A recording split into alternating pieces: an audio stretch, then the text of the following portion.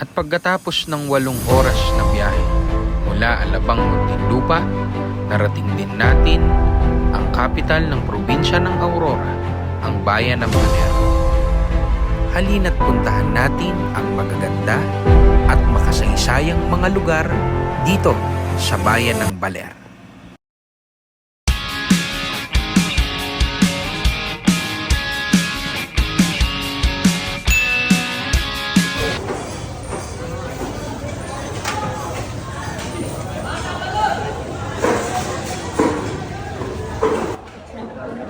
Dito tayo ngayon sa palengke ng Baler, Aurora para bumili ng mga kakainin natin mamaya sa beach at ng mga iihawin.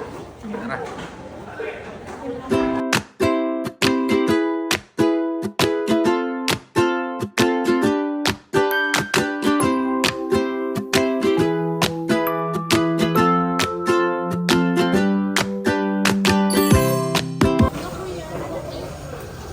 Pako. Naghanap silang pako. Kano ka naman ka pala sa doon sa Baksaka, walang pako. Ang pako ay isang halaman na matatagpuan sa mga liblib na probinsya, kagaya ng Baler. Kadalasang makikita ito sa mga ilog o sapa. Pwede natin itong igata o kaya naman ay ensalada. At masustansya din ito, kaya pag pumunta kayo ng Baler, huwag niyong kalilimutang kumain ng pako. Ang mas mura dito sa palengke ng Baler. Yung mga isdang pula, Wala. Tsaka maya-maya, mas mura ang baka. baka kaysa sa baboy. Bakit? Eh yung baka, kahit saan dito sa bukid, makakita mo. Yun, Oh. yung baboy, Yung baboy, bago makarating yung pagkain dito, mahal. mahal, no? Dami ng expenses. Hindi katulad ng baka, nasa bukid lang ang pagkain. Kaya mas mura ang baka. Kaya mas murang baka. Umay ka sa baka dito. Siling Diablo. Ang tawag dyan? Siling Diablo. Ganito talaga sa probinsya. Talagang ginugupit lang ang mga gulay, sile, at kung ano-ano pa. Ang tawag dyan kay Glenn? Siling? Diablo!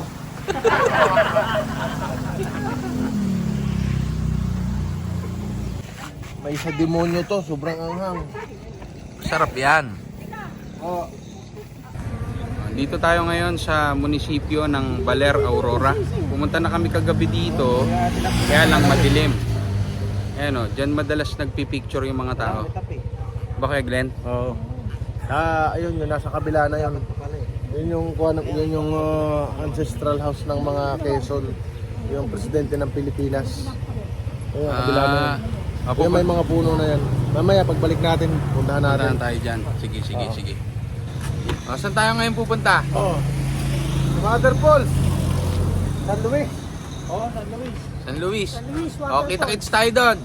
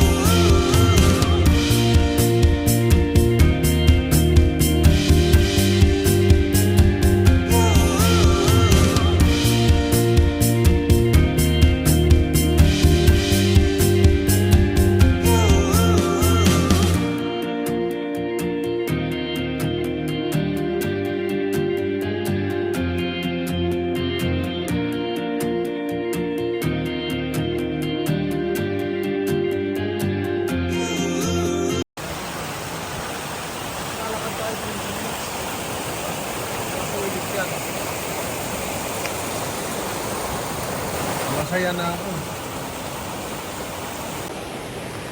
Dito na tayo ngayon sa Mother Falls dito sa San Luis, Baler, Aurora. Ayan. Ayan, nakikita nyo, may falls sa likod. Meron pa tayong trekking na, gaano kalayo Kuya Glenn? 1.3 kilometers. 1.3 kilometers. Para sa 1.3 kilometers. Kayatan. Ayos yan kaya. Adventure to, adventure. Yan, ako nga po sa isang inyong tour guide. Bali yung trekking po natin, 1.3 kilometers po. 30 to 45 minutes, one way lang po yun. Bawal po pagkain, hindi po natin makakain sa pagkain. Pero pagbalik naman, after natin mag-falls, pwede na. Para maiwasan na po kasi basura. Tubig lang ang pwede na po. Ingat-ingat po sa madadaanan natin kasi may kapong madulas. Pwede. Dami po yung lagyan po natin. 3 point ano? Isa pa lang eh, hinihingal na eh. Hapo. Tama yung chamolo, no? Nilita mo pa. Wala. Abs yan. Kasama pala natin si Daniel Padilla. O, ayan o, yun o. Okay ka, Daniel. Hindi mo pa pala pinapakilala si Linggit eh. Siya pala si Linggit. Ang matuwid na tagilid.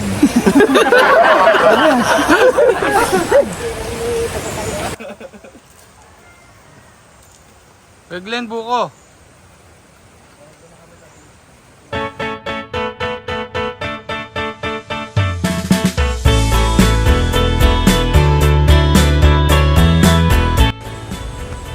Ito ang masarap sa probinsya. Kahit mahaba ang lakaran, sariwa ang hangin, napakaraming magagandang pupuntahan.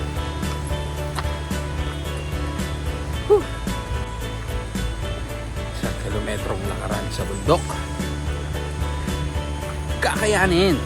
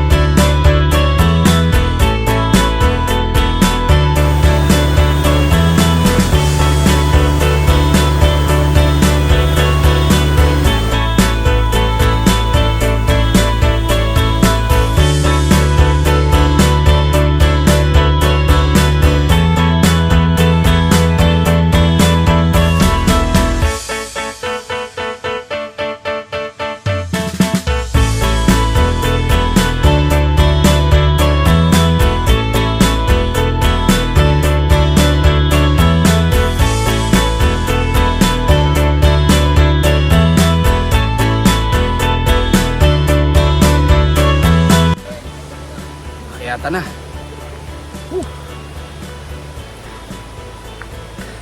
Nakakalahati na tayo.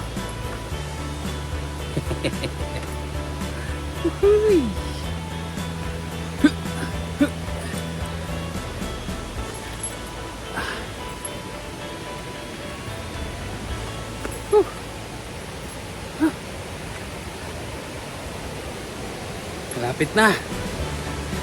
Lapit na. Naririnig ko na.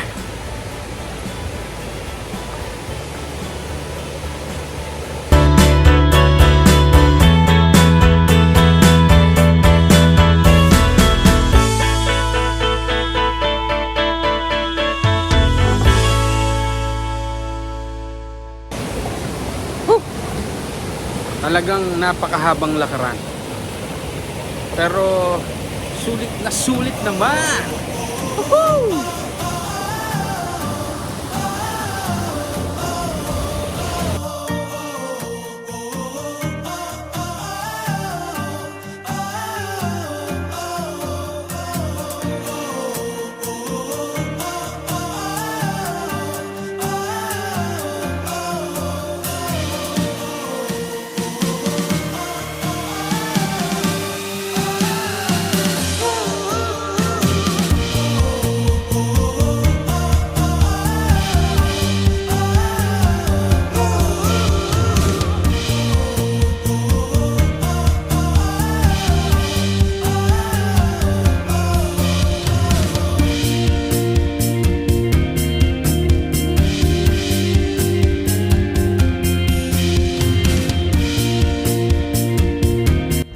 ng waterfalls, no?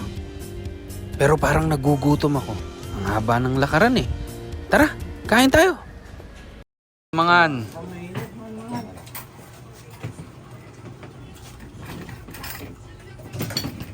Ano yan, Kuya Glenn?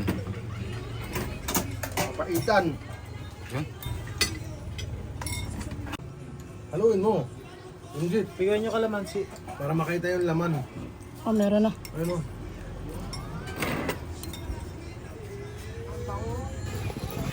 Share na lang para tayo. Ano yan, ano yan? Special recipe ni Ed Miranda. Papaitan. Special. May anghang yan. Ako, hindi ka kaya anghang. Ah, sarap.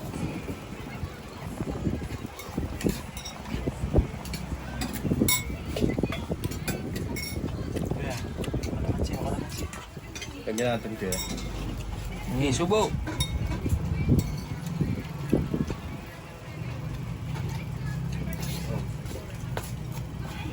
Ayan. Ayan. Ayan. Nakakapaglaway naman yan tanghalian yan. O tara, beach na tayo. Dito naman tayo ngayon sa beach ng Aurora.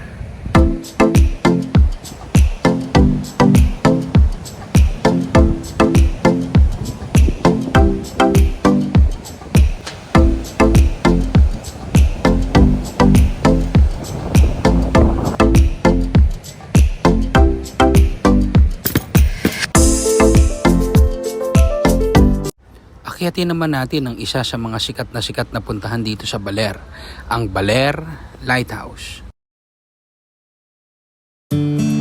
Ay pa? Napakatinding akyatan. Eat, ano?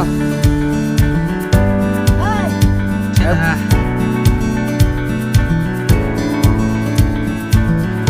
Yan ang pinanik natin. At ito ang papanigin. Yun. Dito tayo ngayon sa Magdadalawang taon na. bundok na part ng Sierra Madre. Ano pupunta natin sa taas, Kuya Glenn? Ayun o yung lighthouse na yun. Lighthouse. Ganda naman talaga rito. Kaya lang, ang hirap akitin. Nakita nyo naman to sa video kanina. Talaga.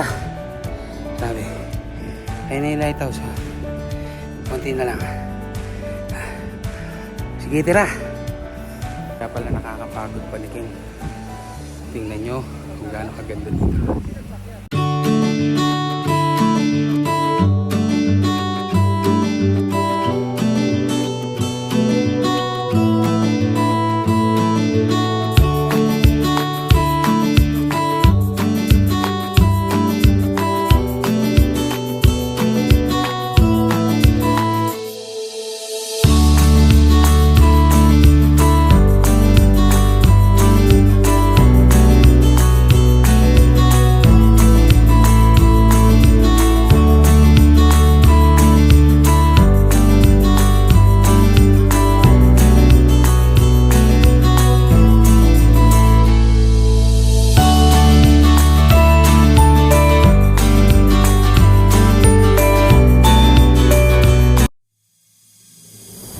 Bago natin tapusin ang video na ito, meron lang akong gustong iwan sa inyo. Ang buhay natin ay parang pagpunta namin sa bayan ng Baler.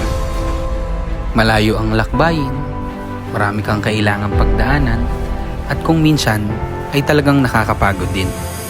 Pero pag narating mo na ang bayang ito, at nakita mo na ang magagandang tanawin, kagaya nito, masasabi mong sulit lahat ng pagod mo.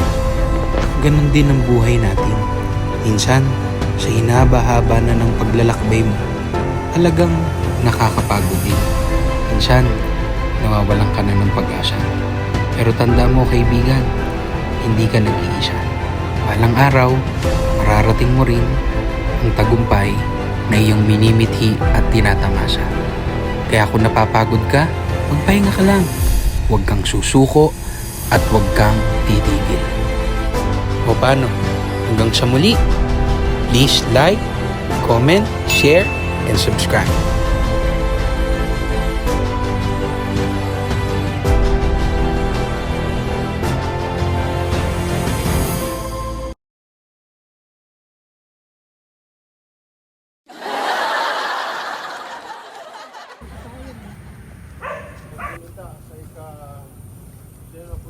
Nasa tayo ngayon?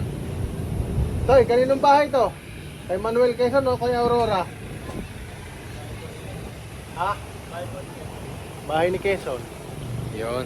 Ang yumaong Pangulong Manuel Luis Quezon muli na ay natanyag at kinilala hindi lamang sa ating bayan ng Baler at sa buong Pilipinas kundi sa buong mundo. Yun? Bilang Pangulo at ama ng bansa, pinilit niyang palayain tayo ng bansang ano to? At magkaroon tayo ng sariling pamahalaan. Bilang ama ng wikang pambansa, sinikap niyang palayain tayo Ba, sa napakatindi ng tour guide natin ha. banyagang wika. Basahin natin yung nakasulat dito. Kuya Glenn, yan talaga yung bahay ni Manuel Quezon. Oo, di ko na. Eddie Boy! Ano si Eddie Boy? Bakit hindi ba ikaw ang tour guide? Ba't naghahanap ka ng Hindi ko ano na. ngayon? Alam ko, bahay yan ni Maria Aurora. Oh.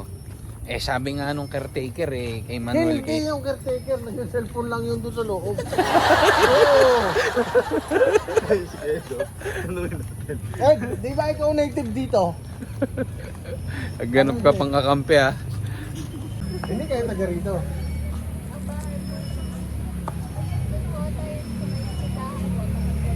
Ano ang bahay? Di nila alam, nagtanong na.